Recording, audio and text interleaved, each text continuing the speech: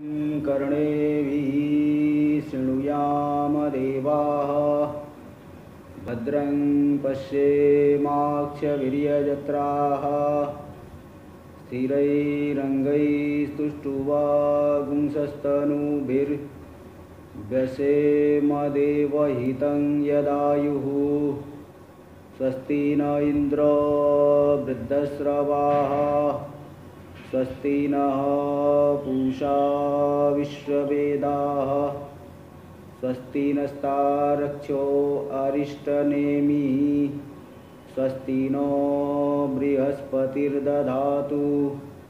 ओम शांति शांति शांति। शंकरं शंकराचार्यं केशवं बादरायणं सूत्रभाष्य कृतौ वन्दे भगवन्तौ पुनः पुनः। ईश्वरो गुरुरात्मेति मूर्तिभेदविभागिने व्योमवद्व्याप्तदेहाय दक्षिणामूर्तये नमः। ओम शांति शांति शांति। अथर्ववेदीय प्रश्नोपनिषद पर हम लोग विचार कर रहे हैं। इसका जो षष्ठ प्रश्न है,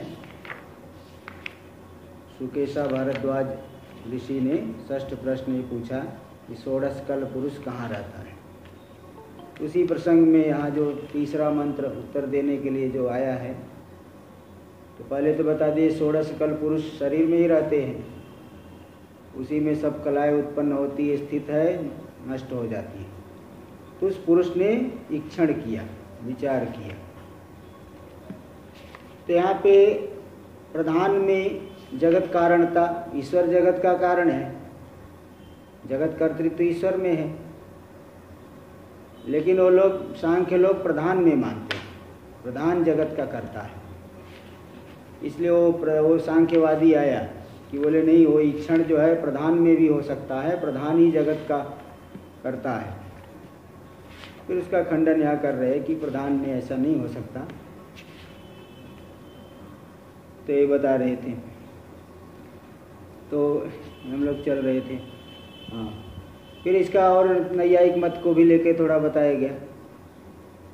फिर वो बताए कि भोक्तृत्व जब मान रहे, कर्तृत्व क्यों नहीं मानोगे पुरुष में। तो बताया नहीं, भोक्तृत्व क्या है कि चिन्मात्र स्वरूप विक्रिया है, इसलिए उससे अनित्यता आदि दोष नहीं आएंगे, किंतु कर्तृत्व से अनित्यता आदि दोष आते हैं। इसलिए भोक्तृत्व मानने में कोई हानि नहीं है, ऐसा उसने कहा था।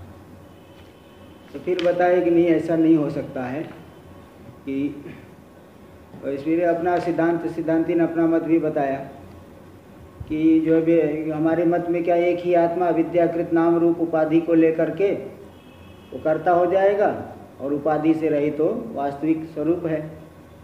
इसलिए उपाधि को लेकर के बंध मोक्ष शास्त्र आदि संव्यवहार हो जाएंगे, ये सब दिखाया था। इसलिए उसमें कर्तृत्व और भोक्तृत्व आदि कुछ भी नहीं है। और ये सांख्य वाले लोग तो क्या है, पहले अध्यारोपित कर्तृत्व को मान करके फिर कर्तृत्व को सत्य मान लेते हैं। इस तरह से ये सब आया था। ये तार्किक मत को लेकर के भी थोड़ा दिए थे। यहाँ से चलेगा आज हम लोगों का पाठ। हाँ, तो ये तथा एतद् अत्र उक्तम, उनके विषय में पेज नंबर 99 पे चलेगा। भाष्य में जो प्रथम पैराग्राफ पूरा हो करके जो श्लोक आ रहा है, तथा एतद् अत्र उक्तम, यहाँ पे बात कह दी गई है। तो वहाँ पूर्व पहले तो बता दिए कि इसके ठीक पहले ये बताए कि वो जो द्वैतवादी लोग हैं परस्पर एक दूसरे से विरुद्ध है। जैसे मांस के टुकड़े के लिए जो अन्य मांसाहारी जो प्राणी लोग हैं, कुत्ते आदि, आपस में झगड़ते रहते हैं, ऐसे ये लोग आपस में ही झगड़ते रहते हैं। इसलिए परमार्थ तत्व से बहुत दूर हो जाते हैं। इसलिए उनके मत का अनादर करके जो वेदांत सिद्धांत है, अद्वितीय आत्मा का ज्ञान, उसके प्रति मुमुक्षु लोग आदर वाले हो, इसलिए तार्किक मत में थोड़ा दोष प्रदर्शन किया जा रहा है। कोई तात्पर्य दृष्टि से नहीं केयर कर रहे, थोड़ा दोष प्रदर्शन कर रहे हैं। तथा एतदत्रोक्तम, उनके विषय में भी कहा गया ऐसा श्लोक आता है। क्या श्लोक है? विवदत्स्वेव निक्षिप्य विरोधोद्भव कारणम तै संरक्षित सद्बुद्धि सुखम निर्वाति वेदवित्। विवदत्स्वेव निक्षिप्य, जो विवाद करने वाले लोग हैं, आपस में विवाद कर रहे हैं, उनमें ही विरोधोद्भव कारणम निक्षिप्य, विरोध की उत्पत्ति का जो कारण है भेद दर्शन। भेद दर्शन होगा तो नाना प्रकार के विरोध आते हैं, भेद दर्शन होगा तो नाना प्रकार के विरोध होते हैं। तो जो विरोध की उत्पत्ति का कारण भेद दर्शन को विवाद करने वालों में ही निक्षेप करके, उनमें, क्योंकि उनमें ही डाल करके, तय संरक्षित सद्बुद्धि, उनके द्वारा जो संरक्षित सद्बुद्धि है, क्योंकि भेद दर्शन परस्पर एक दूसरे से विरुद्ध है, इसलिए आपस में झगड़ा करके समाप्त हो जाएंगे। इसलिए उनके द्वारा संरक्षित जो सद्बुद्धि है, संरक्षित सद्बुद्धि वाला पुरुष सुखम निर्वाति, ऐसा जो वेदवित है, वेद वेदता, वेद के तात्पर्य को जानने वाला, सुखम निर्वाति, बड़े सुखपूर्वक शांत हो जाता है, उपशांत रहता है, सभी विकल्पों से रहित हो जाता है। इस तरह से इति, ऐसा जो है कहा गया है इनके विषय में। वो लोग आपस में विरोध करते हैं, विरोध के उद्भव कारण भेद दर्शन कुन्ही में डाल करके उनसे जो संरक्षित है सद्बुद्धि, अद्वैत बुद्धि वाला, एक ही अद्वितीय तत्व है, ऐसी बुद्धि वाला वेद वेदता सुखपूर्वक निवास करता है, सभी विकल्पों से रहित हो जाता है। टीका में देख लीजिए,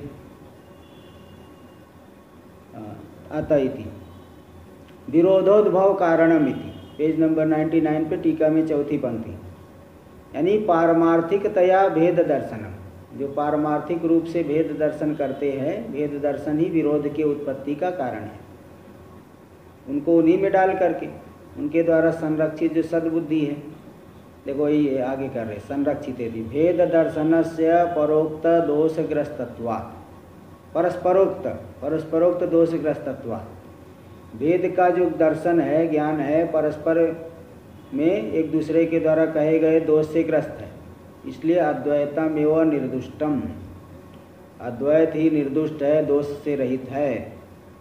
इति निश्चित बुद्धि, ऐसा जो निश्चित कर लेने वाला है, निश्चित बुद्धि वाला पुरुष, अद्वैत ही निर्दुष्ट है, ऐसा जिसको निश्चय हो गया, निश्चित बुद्धि वाला पुरुष, ऐसा पुरुष निश्चित बुद्धि सन निर्वाति, निश्चित बुद्धि वाला हो करके अद्वैत ही निर्दुष्ट है। इस प्रकार से अद्वैत में श्रद्धा वाला जो पुरुष है, अद्वैत में निश्चित बुद्धि वाला पुरुष, ऐसा हो करके सन निर्वाति मतलब सर्व विकल्पे व्यपशांतो भवत इत्यर्थ, सभी विकल्पों से रहित हो जाता है, उसमें कोई विकल्प नहीं। दोष प्रदर्शनम किंचित क्रियते, प्रदर्शनम प्र छूट गया है किसी पुस्तक में, लिख लेना। दोष का प्रदर्शन कुछ किया जा रहा है, ऐसा भाष्यकार भगवान ने कहा।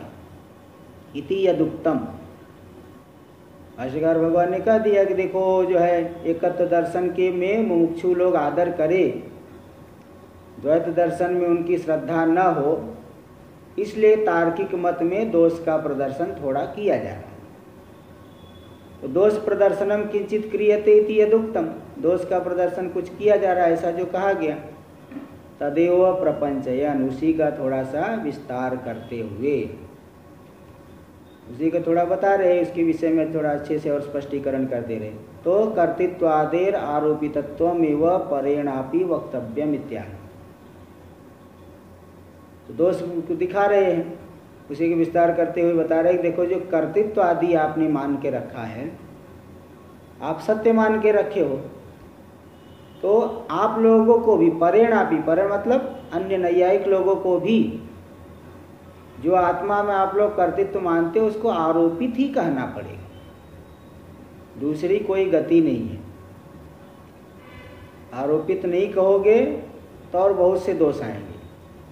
इत्याह किंच इत्यादि ना, इसी बात को किंच इत्यादि के द्वारा समझा रहे। भाष्य में देखिए आगे, किंच भोक्तृत्व कर्तृत्वयोर विक्रियायोर विशेषानुपत्ति।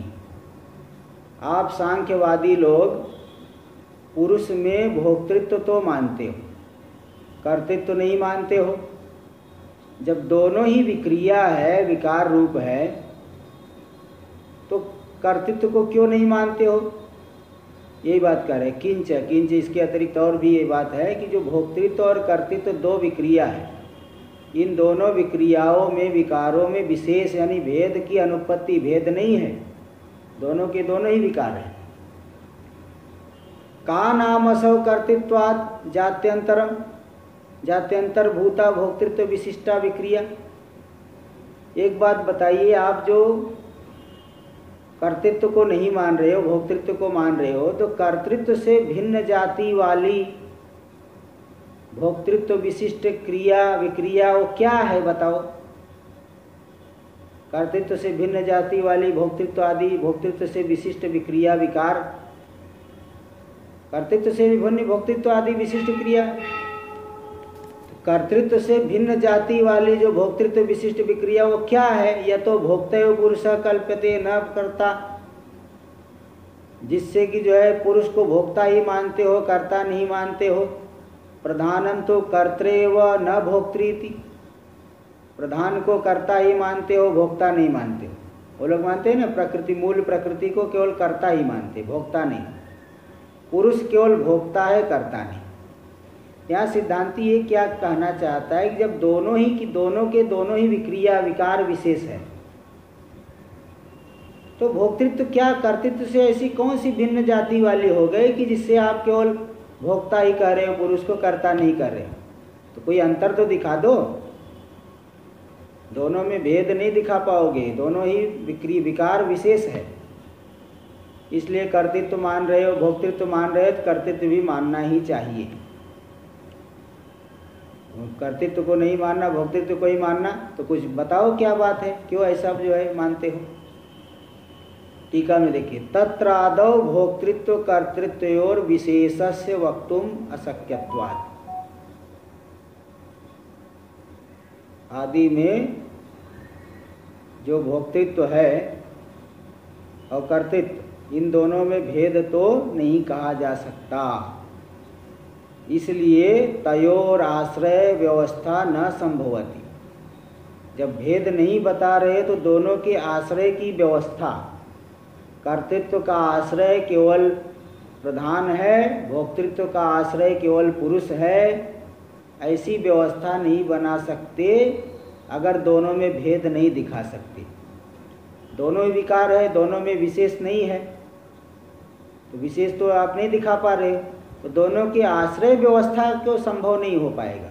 अगर दोनों में कुछ भेद बता सको तब आप कह सकते हो कि पुरुष में केवल भोक्तृत्व रहेगा, कर्तृत्व नहीं रहेगा, प्रधान में केवल कर्तृत्व रहेगा, भोक्तृत्व नहीं रहेगा। आश्रय व्यवस्था तभी संभव है जब कर्तृत्व और भोक्तृत्व में कोई भेद आप बता सको। तो भेद नहीं बता पा रहे हो तो दोनों के आश्रय भेद की व्यवस्था, आश्रय की व्यवस्था अलग अलग भिन्न भिन्न आश्रय संभव नहीं हो सकता। इत्या भोक्तृत्वेति। आगे आशयम अविद्वान शंका वसरोक्तम विशेषम शंकते। ये जो सिद्धांती ने पूर्व पक्षी को कहा, पूर्व पक्षी सिद्धांती की आशय को, अभिप्राय को नहीं समझ पाया, तो इसलिए शंका के अवसर पे जो विशेष हो बताया था ना, जो शंका करते समय, मतलब वो पेज नंबर 97 पे जो आया था, वहाँ पे जो कुछ बताया था, शंका करते समय बताया था, उसी को अब यहाँ दिखा रहा है। सिद्धांती की बात को नहीं समझ करके शंका के अवसर पे जो भेद का विशेष बताया था, उसी विशेष को की यहाँ शंका करके दिखाया कि नहीं है जो है पुरुष में वो भोग तो हो जाएगा, कर्तृत्व नहीं घटेगा। इसी बात को भाष्य में दे रहे, देखिए पेज नंबर 100 पे चल रहा है। ननु उक्तम पुरुषश्चिन्मात्र एव स च स्वात्मस्थो विक्रियते भुंजानो। न तत्वांतर परिणामेन। सांख्य क्या कह रहा है, देखो भाई हमने तो कह दिया है पहले ही, क्या कह दिया कि पुरुष चिन्ह मात्र ही है और वह अपने स्वरूप में स्थित होकर के भोग करता हुआ विकृत होता है, चिद रूप से विकृत होता है। न तत्वांतर परिणामेन, तत्वांतर जो बाह्य परिणाम है, बाह्य परिणाम के माध्यम से वह विकृत नहीं होता है भोग करता हुआ, बल्कि स्वरूप में स्थित होकर के भोग करता हुआ चिद रूप से ही विकृत होता है ना। इसलिए बाह्य कोई इसमें परिणाम नहीं है। तो स्वरूप में जो विक्रिया है वो कोई दोष नहीं करेगी। कोई बाह्य विक्रिया है, तत्वांतर परिणाम हो तो कुछ दोष करता है। प्रधानम तो तत्वांतर परिणामेन विक्रियते, किंतु प्रधान जो है वो तत्वांतर परिणाम के द्वारा विकृत होती है। पहले प्रधान से पहले जो है महतत्व की उत्पत्ति, महतत्व से अहंकार की उत्पत्ति, अहंकार से पंच तन्मात्रा और 11 इंद्रियों की उत्पत्ति, पंच ज्ञान इंद्रिय, पंच कर्म इंद्रिय और अंतःकरण, और पंच तन्मात्राओं से फिर जो है स्थूल भूत बन जाते, 5 स्थूल भूत। तो प्रधान का जो परिणाम विकार होता है वो तत्वांतर परिणाम के द्वारा विकार होता है। इसलिए प्रधान में अनेक दोष है। अतो अनेकम अशुद्धम अचेतनम च, इसी कारण से, क्योंकि वह प्रधान तत्वांतर परिणाम से विकृत होती है, इसलिए वह प्रधान अनेक है, अशुद्ध है, अचेतन है, जड़ है। च अचेतनम च इत्यादि धर्मवत, ऐसी धर्मों वाली है, उसमें अनेकता है, अशुद्धि है, जड़त्व है, क्योंकि प्रधान तत्वांतर परिणाम के द्वारा विकृत होती है। पुरुष तत्वांतर परिणाम के द्वारा विकृत नहीं होता, वो स्वरूपस्थ ही विकृत होता है। स्वरूप मात्र में ही जो विक्रिया है भोग, भोग कोई तत्वांतर परिणाम नहीं है, ऐसा सांख्य कह रहा है। अचेतनम च इत्यादि धर्मवत, इत्यादि धर्म वाली है प्रधान। और तद विपरीत पुरुष, किंतु पुरुष इसके विपरीत है। इसलिए पुरुष जो है में तत्वांतर परिणाम नहीं, स्वरूप में ही परिणाम हो रहा है, विक्रिया हो रही है, बाह्य परिणाम नहीं हो रहा है। इसलिए भोक्तृत्व मानने पर भी कोई दोष नहीं है, ऐसा वो अपना पक्ष को बता रहा है।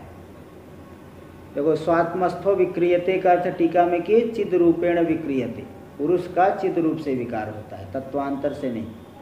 किंतु प्रधान का तत्वांतर से विकार होता है। तत्वांतर ने अनेकत्व असिद्ध्यादि युक्त स्विलक्षण महदादि रूपेण, पहले मूल प्रकृति से महतत्व, फिर अहंकार, पंच तन्मात्रा, 11 इंद्री, ये सब बता दिया। तो अनेकत्व अशुद्धि आदि से युक्त जो स्विलक्षण महदादि रूप, जो महदादि महतत्व अहंकार आदि अनेक है, अशुद्धि आदि से युक्त है, ऐसे स्व से विलक्षण महद आदि रूप से प्रकृति का परिणाम होता है। इसलिए वहां पे तो दोष है, लेकिन पुरुष का चिद रूप से ही विकार होता है, इसलिए भोग होने पर भी कोई दोष नहीं है। पुरुषस्य चिद रूपेण एव परिणामात्, पुरुष का कैसा परिणाम होता है? चैतन्य रूप से ही परिणाम होता है। इसलिए न रूपांतरापत्तिर, अन्य रूप की आपत्ति पुरुष में नहीं, अशुद्ध्यादिकम हुआ। न तो पुरुष में रूपांतर की आपत्ति है, न ही अशुद्धि आदि है, क्योंकि पुरुष का तो चिद रूप से ही परिणाम होता है। प्रधान से तु आकारांतरेण परिणामात्, किंतु प्रधान का अन्य आकार से परिणाम होता है। प्रधान जो है वही महतत्व अहंकार आदि रूप से परिणाम होता है। इसलिए पूर्व रूप त्यागात अशुद्ध्यादिकम स्यात्, तो पूर्व रूप को छोड़ करके रूपांतर के द्वारा परिणत होगी। जब पूर्व रूप को छोड़ करके भिन्न रूप के द्वारा परिणत हो रही है तो अशुद्धि आदि, पूर्व रूप का त्याग करने से उसमें अशुद्धि आदि हो गया, अनित्यता आएगी, अनेकता आएगी, कई दोष आएंगे। लेकिन पुरुष में ऐसा नहीं है। इस तरह से उसने अपनी बात को समझाया। सिद्धांती तो कुछ और कह रहा था, मतलब कुछ और दोष देना चाहता था, लेकिन उसकी बात को नहीं समझ के सिद्धांती ने क्या कहा कि आप बताइए कर्तृत्व और भोक्तृत्व में क्या अंतर है। दोनों ही जब विकार ही है, विकार विशेष ही है, तो कोई कारण ही नहीं बनता कि आप कर्तृत्व नहीं मत मानो, भोक्तृत्व को मानो, और प्रधान में जो है वो भोक्तृत्व को नहीं मानते हो, कर्तृत्व को मानो। जब दोनों ही विकारों में कोई बहुत भेद हो जाए तब तो कर्तृत्व रहेगा, भोक्तृत्व नहीं रहेगा, प्रधान में पुरुष में भोक्तृत्व रहेगा, कर्तृत्व नहीं रहेगा, ऐसा कह सकते हो, लेकिन ऐसा तो है नहीं। ये सिद्धांती ये कहना चाहता था, लेकिन पूर्व पक्षी सिद्धांती की बात को समझ नहीं पाया और वो पहले वाली बात को ही दोहरा दिया कि पहले वाले बताया था कि भोग क्या है, स्वरूप में ही विक्रिया है, कोई बाह्य परिणाम नहीं है, इसलिए भोक्तृत्व मानने पर भी पुरुष में अनेकता, अशुद्धि आदि दोष नहीं आएगा। और कर्तृत्व तो क्या है कि बाह्य परिणाम है, इसलिए प्रकृति का बाह्य परिणाम हुआ, महतत्व अहंकार अनेकता आ गई, अशुद्धि आ गई, तो इसलिए उसमें तो कर्तृत्व मानने में ये सब दोष आता है, इसलिए पुरुष में हम कर्तृत्व नहीं मानते हैं। इस तरह से वो पूर्व बात को ही वो सांख्य ने दोहरा दिया। तब आगे सिद्धांती उसको कह रहा है, किंचिद रूपेण परिणाम आगंतुको वानवा। किम अलग, चिद रूपेण अलग, दो अलग अलग पद है। ये जो आप कह रहे हो कि पुरुष का स्वात्मस्थ ही विकार होता है, बाह्य परिणाम नहीं होता है। ते जो आपने चिद रूप से पुरुष का परिणाम बताया वह आगंतुक है कि मतलब जन्य है कि नहीं है। वो जन्य है, उत्पत्ति वाला, उत्पत्ति हो रहा है कि नहीं उसकी। चिद रूप से जो पुरुष का परिणाम हो रहा है, भोग, क्योंकि भोग मानते हो, तो उसकी उत्पत्ति, चिद रूप से परिणाम की उत्पत्ति होती है कि नहीं, आगंतुक है कि नित्य है। तो आद्य आगंतुक विशेषवत्वेन, तब तो अगर आगंतुक उस परिणाम को मानोगे, मतलब जन्य कोई नया परिणाम हुआ है, तब तो आगंतुक विशेषवत्वेन अनित्यत्वाधिपत्य, तब तो पुरुष में आगंतुक कोई जन्य विशेषता आ गई, कोई उत्पन्न हुई विशेषता।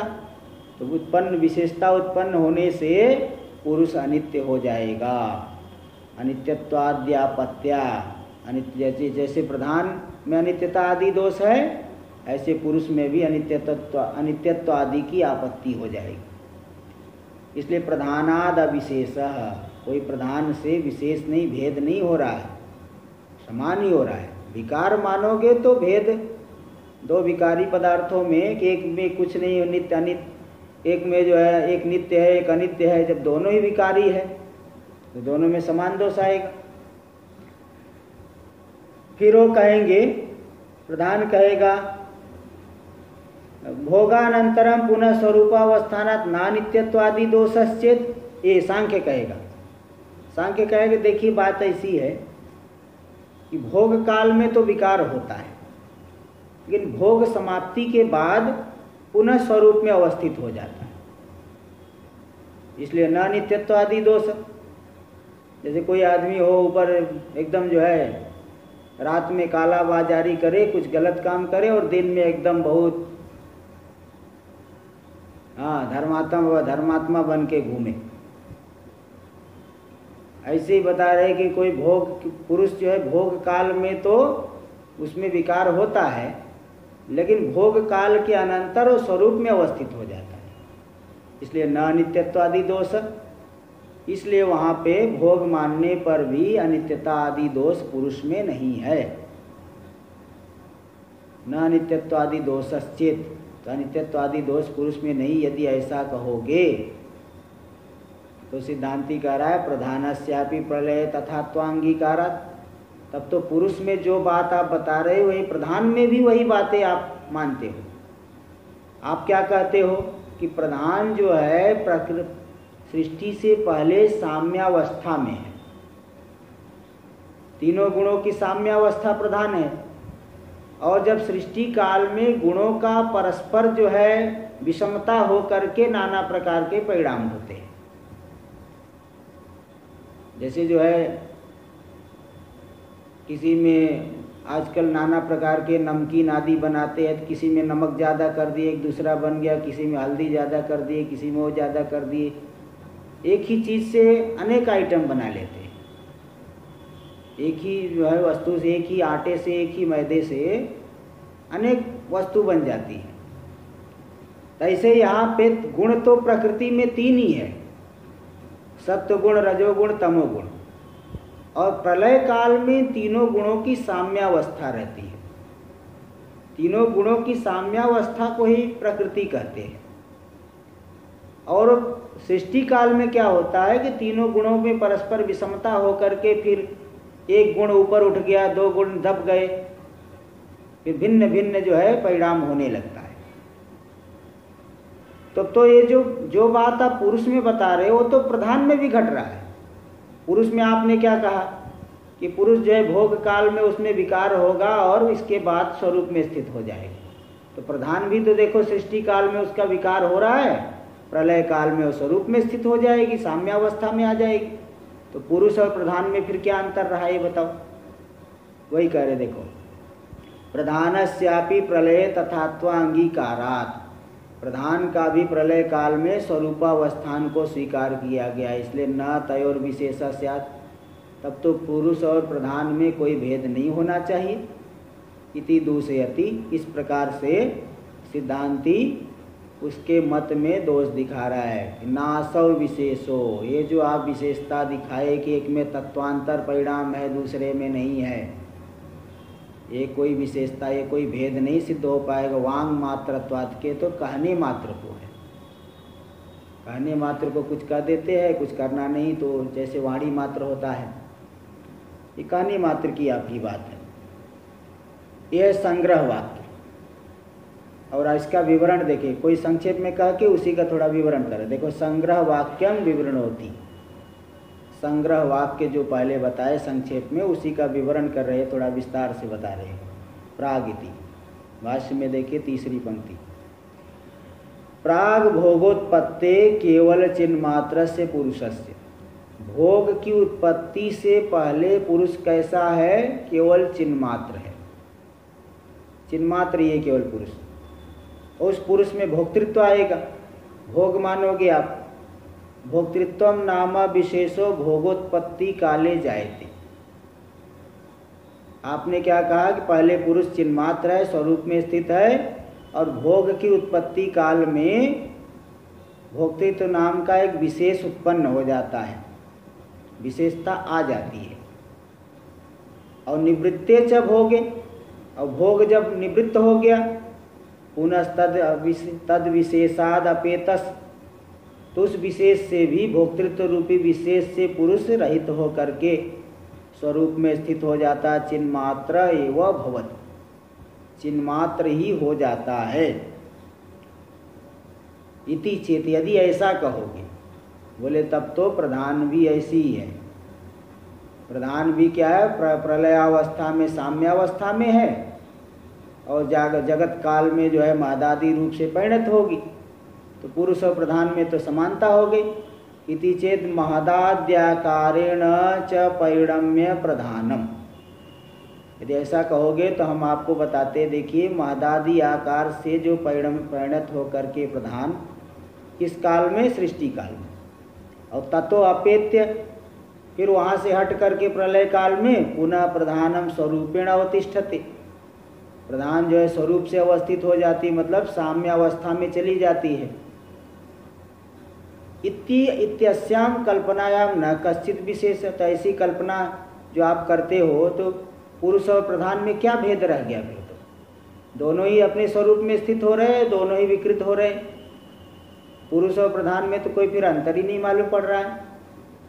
इति वांग मात्रेण प्रधान पुरुषयोर विशिष्ट विक्रिया कल्प्यते, इस तरह से प्रधान और पुरुष में विजाति जो विक्रिया है, विकार है, वाणी मात्र के लिए है, कहने मात्र को है, वास्तव में विजाति नहीं बल्कि समान ही है।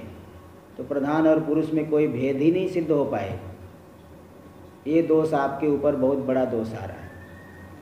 टीका में देखिए, अस्याम कल्पनायाम, यानी चिद रूपेण तत्वांतर रूपेण विक्रिया कल्पनायाम।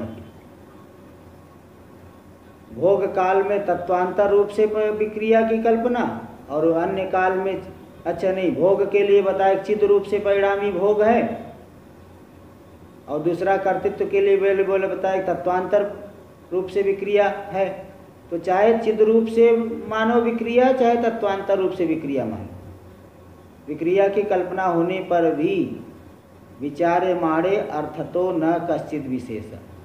विचार करने पर शब्द से भले भेद मालूम पड़ रहा है, अर्थ से विशेष नहीं मालूम पड़ रहा है,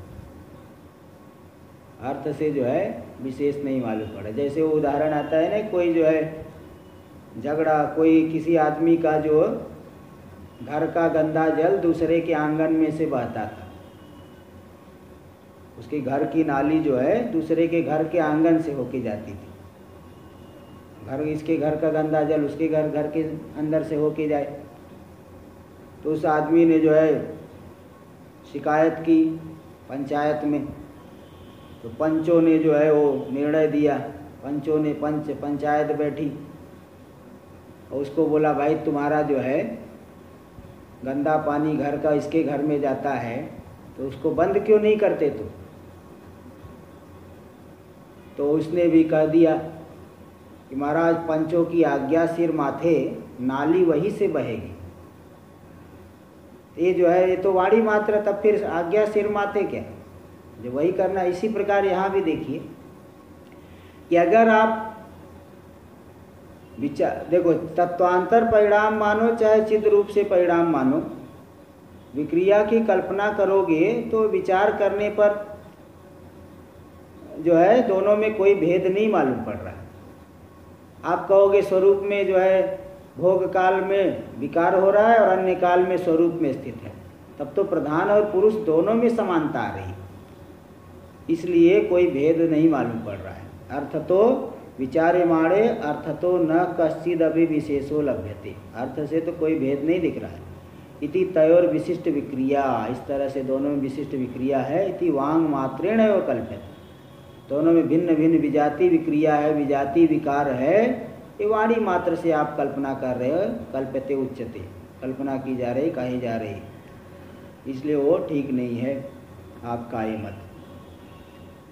फिर कहेंगे अच्छा द्वितीयम संकते, देखो दो विकल्प किए थे चौथी पंक्ति में, टीका के चौथी पंक्ति में दो विकल्प किए थे कि आत्मा में जो भोग काल में आप चिद रूप से परिणाम मानते हो, वह जन्य है कि जन्य नहीं है, यानी उसकी उत्पत्ति हो रही है परिणाम की कि नहीं हो रही। अगर उत्पत्ति मानोगे तो प्रधान और पुरुष में कोई भेद नहीं रह गया, ये बात सिद्ध की। और दूसरा पक्ष अब देखिए, द्वितीयम संकति, द्वितीय की शंका कर रहे कि नहीं वो परिणाम जो है चिद रूप से आगंतुक नहीं है। अथ भाष्य में देखिए, अथ पक्षांतर अर्थ में अथ शब्द आ गया, दूसरा पक्ष ले रहे। अथ भोग काले पी चिन्मात्र व प्रागवत पुरुष इति, फिर कहेंगे नहीं पुरुष में अच्छा कोई विकार नहीं होता, भोग काल में भी पुरुष चिन्मात्री है, पहले के समान, अन्य काल के समान, भोग से रहित, भोगा भाव काल में जैसे चिन्मात्र है वैसे भोग काल में भी पुरुष चिन्मात्री है। इति चेत, तो सिद्धांति करा न तरही परमार्थ तो, न तरही परमार्थ तो भोग पुरुषस्य, तब तो पुरुष में वास्तव में भोग होगा क्या, जब हर समय ही वह चिन्ह मात्र ही है, तो कभी उस पुरुष में कैसे भोग हो सकता है, तब तो भोग होगा ही नहीं। टीका में देखिए, चिन्ह मात्र एवं न तो आगंतुकम रूपांतरम इत्यर्थ, वह जो चिद रूप से परिणाम है वह चिन्ह मात्र आगंतुक रूपांतर नहीं है, वो चिन्ह मात्र ही है, आगंतुक रूपांतर नहीं है। फिर सिद्धांति ने कहा तब तो भोग नहीं होगा, तरी कर्मजन्य कादाचित को भोगो न सिद्धेत इत्याह, अगर वहाँ पे चिन्ह मात्र ही मानोगे भोग काल में भी पुरुष को, तब तो कर्म से जन्य होने वाला जो कादाचित का भोग, कभी कभी भोग सुख दुख मिलता है, हमेशा तो नहीं मिलता है, ये कदाचित होने वाला भोग तब तो पुरुष में सिद्ध नहीं होगा। इत्या न तरही, न तरही परमार्थ तो भोग पुरुषस्य, तब तो पुरुष में परमार्थ रूप से भोग नहीं हो सकता। एतद् दोष परिहाराय आगंतुकम परिणामम अंगीकृत्य, फिर कहे चलो ठीक है, इस दोष का परिहार करने के लिए, क्योंकि जब कोई परिवर्तन ही नहीं हो रहा तब तो भोग ही नहीं होगा पुरुष में, तो भोग का अभाव, भोग होगा ही नहीं, ये दोष हो गया। इस दोष के परिहार करने के लिए क्या करेंगे हम, देखो बता रहा है, एतद् दोष परिहाराय आगंतुकम परिणामम अंगीकृत्य भोगकालीन विक्रिया मात्रम भोग स च पुरुषस्य व न प्रधानस्य इति भोग सदसत्व विशेष मात्रेण संकते। फिर बोलेगा ऐसा है कि जो दोष अभी आया कि अगर पुरुष हमेशा चिन्ह मात्र ही रहेगा तो तब तो भोग नहीं होगा। इस दोष का परिहार करने के लिए क्या करेंगे हम, आगंतुक परिणाम को मानेंगे।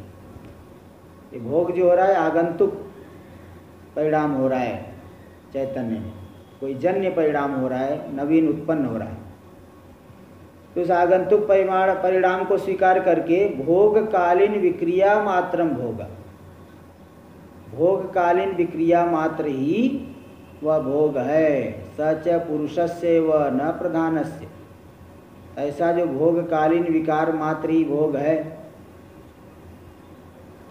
भोगकालीन विकारवत्व, विकार विकार यही भोग है, वह तो पुरुष में, ये प्रधान में नहीं है। इति भोग सदा सत्व विशेष मात्रेण संकते, तो प्रधान पुरुष में तो भोग हो गया और प्रधान में भोग नहीं होगा, एक में भोग रहा दूसरे में नहीं रहेगा। इस भोग की सत्ता और असत्ता विशेष के मात्र से शंका कर रहे हैं, तो पुरुष में भोग रहा प्रधान में भोग नहीं रहा, इसलिए दोनों में भेद आ जाएगा। तो देखो एक का क्या होता है कि भोगकालीन विकार मात्र ही भोग है, और वह भोग पुरुष में ही होता है, प्रधान में नहीं होता है।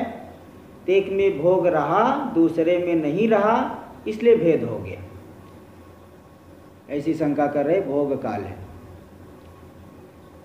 देखो तेरे प्रथम पंक्ति 101 पेज, भोग काले चिन्मात्र से विक्रिया परमार्था एवं, भोग काल में जो चिन्मात्र की विक्रिया है, विकार हो रहा है, परमार्थ विक्रिया है, कोई जो है ऐसा नहीं, परमार्थ विक्रिया है। तेन भोग पुरुष से, उसी के द्वारा पुरुष में भोग होगा।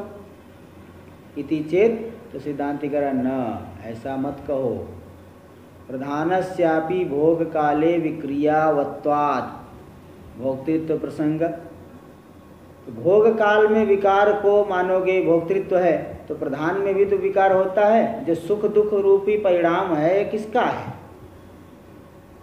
भाई, सुख दुख रूपी परिणाम किसका है, ये तो बुद्धि का ही, ये तो प्रधान का ही विकार, प्रधान का ही कार्य बुद्धि है।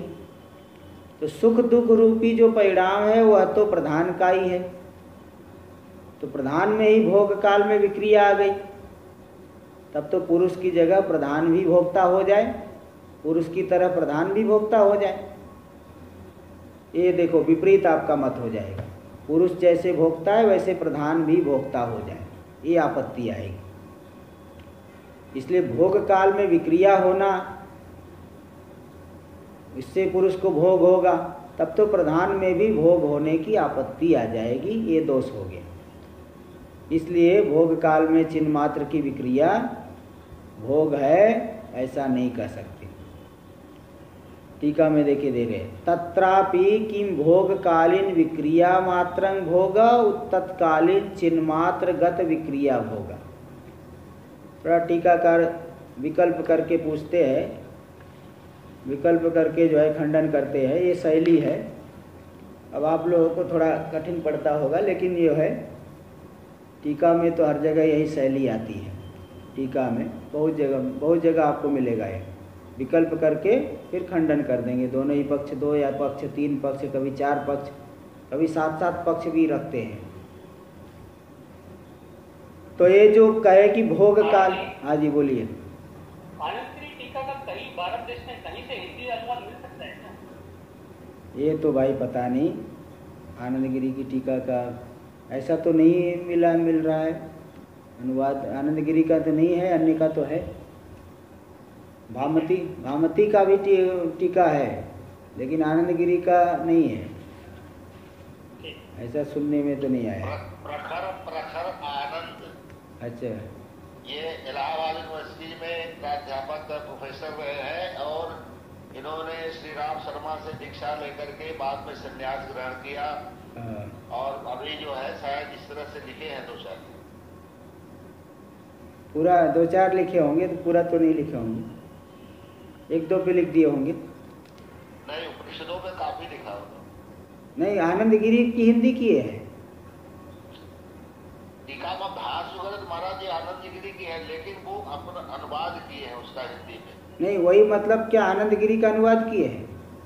हाँ, तब दोबारा जो मैं कह रहा था, हाँ, वो नहीं का था।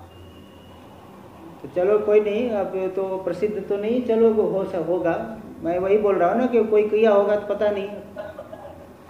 तो व्हाट्सएप पे उनका नंबर है, डिटेल दे दीजिएगा, मैं मंगा दूंगा। चलिए देखिए आगे। जो खंबा वाले को बोलो देगा वो। देख, कोई नहीं देखे।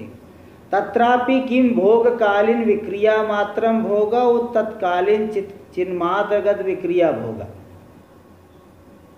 ये जो आप कह रहे भोगकालीन विकार भोग है, तो भोगकालीन विकार मतलब कौन सा विकार लेना है? कौन सा विकार लेना है कि किम भोगकालीन विक्रिया मात्रम भोगा, भोगकालीन कोई भी विकार भोग है, उत तत्कालीन चिन्मात्रगत विक्रिया भोग, अथवा भोग काल में चिन्मात्र में होने वाली विक्रिया को ही भोग कहेंगे। तो मतलब भोग काल में चाहे कोई भी विक्रिया को भोग कहोगे, कोई भी विकार हो उसे भोग कहा जाएगा, अथवा चिन्मात्र में विकार हो यही भोग है।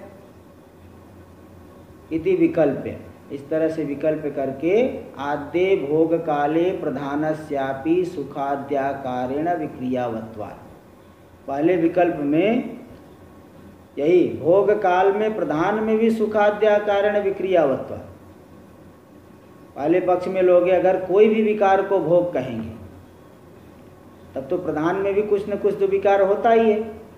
पुरुष को जिस समय भोग हो रहा है, सुख दुख आदि विकार किसका है? प्रधान का ही तो है। इसलिए प्रधान में भी तब तो विक्रिया होने की वजह से भोग हो जाएगा। देखो 2 विकल्प किए ना, कि भोग का मतलब क्या, भोग काल में कोई भी विकार हो तो भोग कहोगे। अगर ऐसा लोगे तब तो प्रधान में भी भोग काल में देखो सुख दुख विकार तो बुद्धि का ही, प्रधान का ही है, तब तो प्रधान में ही भोग हो जाएगा। इसलिए न पहला तो नहीं कर सकते। देखो वही कह दिए कि न प्रधानस्यापि भोग काले विक्रियावत्वात् भोक्तृत्व प्रसंग। अगर कोई भी विकार को भोग कहोगे तो भोग काल में प्रधान में भी विकार होने से वहीं भी भोक्तृत्व आ जाएगा, उसको भी भोग होने लग जाए। पहला पक्ष इसलिए कोई भी विकार को भोग नहीं कर सकते। और दूसरा कहेंगे कि भोग काल में जो चिन्मात्र में होने वाला विकार वही भोग है। अब दूसरे का देखिए, द्वितीयम शंकते, द्वितीय की पक्ष की शंका कर रहे, चिन्मात्रस्यैव विक्रिया भोक्तृत्वमिति चेत, चिन्मात्र का ही विकार भोक्तृत्व है, यदि ऐसा कहे तो औष्ण्याद्य साधारण धर्मवताम अग्न्यादीनाम अभोक्तृत्व हेतु अनुपपत्ति। चिन्मात्र की विक्रिया मतलब असाधारण विक्रिया है, चिन्मात्र की विक्रिया भोक्तृत्व है, मतलब असाधारण विक्रिया भोक्तृत्व है। वही असाधारण तो सभी में, सभी का अपने अपने में कोई न कोई असाधारण धर्म होता है। तो अग्नि में जो उष्णता है, जल में शीतलता है, वायु में गति है, सब में कोई न कोई असाधारण धर्म है, तो उनमें भी तब तो भोक्तृत्व हो जाए। चिन्मात्र की विक्रिया भोक्तृत्व है, भोग है, मतलब चिन्मात्र में होने वाला असाधारण धर्म भोक्तृत्व है, असाधारण धर्म ही भोग है। बोले तब तो असाधारण धर्म तो हर सभी में रहता है कुछ न कुछ। अग्नि में उष्णता है, जल में शीतलता है, वहाँ भी तो असाधारण धर्म है, दूसरे में नहीं रहने वाला, तब तो वो भी भोक्ता बन जाए। देखो इसी का टीका में ला रहे हैं, टीका में इसका स्पष्ट कर रहे हैं। इसलिए वहाँ भोक्तृत्व नहीं मानने में कोई हेतु नहीं है, हेतु की अनुपत्ति। अग्नि आदि नाम भोक्तृत्व हेतु अनुपत्ति, हेतु नहीं संभव होगा, इसलिए उनको भी तब तो सभी को भोक्ता मानना पड़ेगा। चिन्मात्र से व विक्रिया इति एव कार्येण, चिन्मात्र का ही विकार भोग है, चिन्मात्र का ही, यहाँ एव दिए, चिन्मात्र का ही, तो एवकार देने से जैसे भगवान राम ने ही शिव जी का धनुष तोड़ा था, यानी दूसरे ने नहीं तोड़ा था, ऐसे एवकार चिन्मात्र की ही विक्रिया है भोग। तो यहाँ एव दिए ना, चिन्मात्र, एवकार थे ही, चिन्मात्र की ही विक्रिया भोग। तो एवकार के द्वारा मतलब दूसरे किसी प्रकार का भोग नहीं है। तो एवकारेण धर्म्यंतर्गत विक्रियानपेक्षा चैतन्य विक्रिया भोग इति उच्यते। चिन्मात्र का ही विकार है, मतलब अन्य धर्मी में होने वाले विकार की अपेक्षा नहीं करके चैतन्य की विक्रिया यही भोग है। अन्य विकार की अपेक्षा नहीं करके चिन्मात्र की विक्रिया, चैतन्य की विक्रिया ही भोग है, ये अर्थ लोगे। इति उच्यते। अथवा दूसरा, चैतन्य मात्र गता तद असाधारणा विक्रिया भोग इति वा, चैतन्य मात्र में होने वाली उसकी असाधारण विकार ही भोग है। दो में से किसको कहना चाहते, एक बार फिर बता दे रहा हूँ कि यहाँ कह दिए कि चिन्मात्र की ही विक्रिया भोग है। तो चिन्मात्र की ही मतलब इस चिन्मात्र की विक्रिया है, मतलब अन्य धर्मी में रहने वाली विक्रिया की नहीं अपेक्षा नहीं करके चैतन्य की विक्रिया को भोग कर कह रहे हो, अथवा चैतन्य मात्र में होने वाले असाधारण विक्रिया को भोग कर रहे हो। इति वा नाद्य, पहला नहीं कह सकते कि अन्य धर्मी में होने वाली विकार की अपेक्षा नहीं रख करके चैतन्य की विक्रिया भोग है, ये तो संभव ही नहीं है। क्यों? क्योंकि जब पुरुष को भोग हो रहा है तो दूसरे में रहने वाली विकार की अपेक्षा नहीं रख करके भोग पुरुष को कहाँ से होगा? पुरुष को तो मतलब जो सुख दुख का अनुभव होगा, सुख दुख का तो परिणाम तो प्रधान का ही है, बुद्धि का है। अन्य के विकार की अपेक्षा नहीं रख करके चिन्ह मात्र का विकार, ये तो संभव ही नहीं है। देखो ये कह दी, सुखादि रूप प्रधान विक्रियांग बिना भोगा सिद्धे, सुखादि रूपी प्रधान के विकार के बिना भोग सिद्ध ही नहीं होता। इसलिए दूसरे धर्मी में की विक्रिया की अपेक्षा नहीं करके चिन्ह मात्र की विक्रिया भोग ये नहीं कर सकते। फिर कहेंगे कि अच्छा चैतन्य में रहने वाला असाधारण विकार भोग है, तो बोले ये भी नहीं कर सकते। असाधारण धर्म तो सभी में कुछ न कुछ है, तब तो सभी जहाँ जहाँ असाधारण धर्म अग्नि में उष्णता है वो भी भोक्ता बन जाए। इसलिए न द्वितीय, दूसरा पक्ष भी नहीं कर सकते।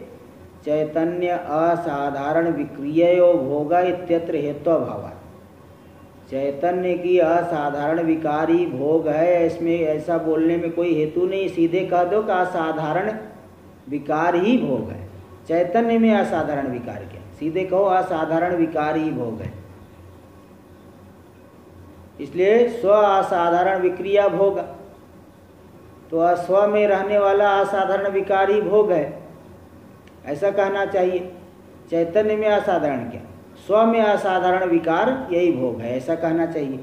तब तो अति प्रसंग होगा, क्योंकि सर्वस्यापि स्व असाधारण विक्रियावत्वात्, सभी में अपना अपने सभी में कोई न कोई असाधारण विकार तो है ही।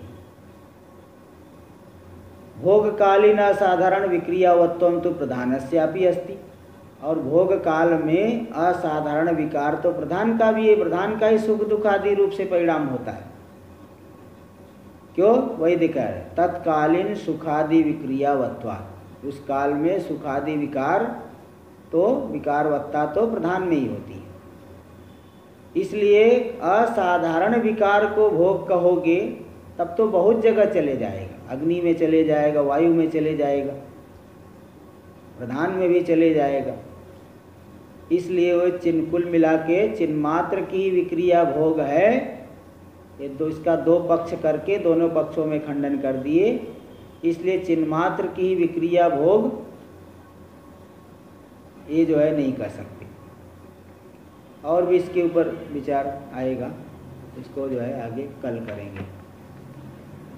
ओम भद्रं कर्णेभिः शृणुयाम देवाः भद्रं पश्येमाक्षभिर्यजत्राः स्थिरैरङ्गैस्तुष्टुवागुंसस्तनूभिर्व्यसेम देवहितं यदायुः। स्वस्ति न इन्द्रो वृद्धश्रवाः स्वस्ति नः पूषा विश्ववेदाः स्वस्ति नस्तार्क्ष्यो अरिष्टनेमिः स्वस्ति नो बृहस्पतिर्दधातु। ओम शांति शांति शांतिः। शंकरं शंकराचार्यं केशवं बादरायणं सूत्रभाष्य कृतौ वन्दे भगवन्तौ पुनः पुनः। ईश्वरो गुरुरात्मेति मूर्तिभेदविभागिने व्योमवद्व्याप्तदेहाय दक्षिणामूर्तये नमः। ओम शांति शांति शांतिः।